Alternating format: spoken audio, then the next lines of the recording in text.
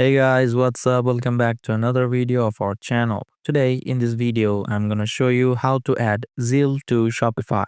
So without wasting any more time, let's start our today's video. Adding Zelle to your Shopify store as a payment method involves setting it up as a manual payment option. Here's how you can do it. Step 1. Access Shopify settings. Log into your Shopify admin panel, go to settings and then payments. Step 2. Add manual payment method. Scroll down to the manual payment method section. Click on Add manual payment method. Step 3. Create custom payment method. Select custom payment method.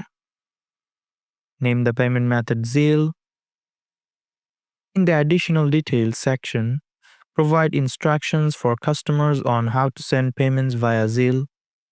Include your Zelle ID and any necessary details they need to complete the payment. In the payment instruction section, write a confirmation message for customers to follow after they have sent the payment. At last, step 4. Activate the payment method. Click Activate to enable Zelle as a payment option on your store. By following these easy steps, you can easily add Zelle to Shopify. So that's it guys, hope you liked this video. If you found this video helpful, don't forget to hit the like button and subscribe to our channel. Till then, bye bye.